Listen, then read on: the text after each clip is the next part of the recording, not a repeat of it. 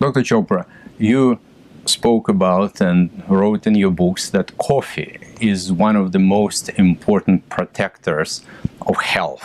Could you please expand on your idea and talk about the coffee's effect for health? Yeah, it's a great question. So, as you mentioned, I'm a liver expert, and I got very intrigued about 25 years ago when I read that coffee drinkers have lower levels of liver enzymes in the blood. So when we go see our primary care physician once a year, they do a battery of blood tests, and amongst them, they test for two liver enzymes, ALT and AST. And this was an observation that people who drank coffee had lower levels. When somebody has elevated levels, it's almost always indicative of liver disease. So this was intriguing, but what does it mean? Maybe there's something in coffee that interferes with the assay, and so you get lower levels. But then studies came out that coffee drinkers have less hepatic fibrosis. They have less scar tissue in the liver. If there's lots of scar tissue in the liver, totally distorting the liver architecture, with islands of liver cells totally surrounded by scar tissue, fibrosis, we call it cirrhosis. So coffee drinkers had lower levels of liver enzymes, they had less fibrosis. Then a study in gastroenterology that people who drank 2 cups of regular coffee a day had a 50% reduction in hospitalization and mortality from chronic liver disease.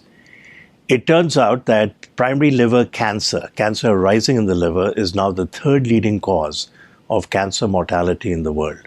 And multiple studies and a meta-analysis have shown that people who drink 2 cups of regular coffee, 40% reduction in primary liver cancer mortality. So lower liver enzymes, less scarring, less fibrosis, less hospitalization, less mortality, less liver cancer. It turns out that coffee drinkers also have a lower risk of 4 other common cancers: metastatic prostate cancer, colon cancer, skin cancer, including malignant melanoma, very deadly skin cancer, and endometrial cancer. So 5 cancers, people who drink coffee have a low incidence. Low risk of Parkinson's disease, low risk of cognitive decline, early dementia, lower risk of type 2 diabetes. And for type 2 diabetes, one has to drink 6 cups of coffee, regular or decaf, and then there's a 40 to 54% reduction in risk of developing type 2 diabetes. If somebody already has type 2 diabetes and they drink 2 cups of coffee a day, regular or decaf, 30% reduction in cardiovascular mortality. So pretty impressive. There are mechanistic explanations. Coffee drinkers have lower levels of CRP, lower levels of TNF-alpha. Improves and reduces the inflammation. Yeah, that may be the mechanism where it decreases many conditions, the risk of developing them, or even cancer, which we now know is linked with inflammation. C-reactive protein is a very sensitive indicator of inflammation. True, so true. So a study appeared in the New England Journal of Medicine about 4 years ago. And that day, I got about 100 plus emails from colleagues around the country.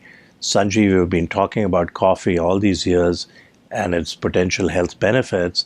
You're vindicated. And the study in the New England Journal of Medicine that said men and women who drink coffee have lower total and cause-specific mortality.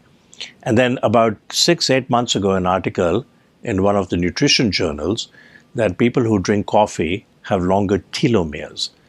So telomeres were described by Elizabeth Blackburn, an Australian scientist. She got the Nobel Prize in Medicine or Physiology in 2009 with 2 other colleagues. And shortened telomeres are linked with accelerated cellular aging. So who has shortened telomeres? Mothers of chronically disabled children, caregivers of people with Alzheimer's. Who has longer telomeres? And by inference, they may live longer. We think they'll live longer. People who exercise, people on the Mediterranean diet, people who meditate, and then the recent study that people who drink coffee have longer telomeres. Does it matter which coffee to drink, how much coffee one should drink, and what is the frequency that the coffee should be used? So it's a great question. The studies have simply asked, do you drink coffee? Yes or no? If you drink, how many cups do you drink? And what is the size of the cup? And do you drink regular or decaf? My take on it is that if drink regular coffee if you can. It has more benefits than decaf.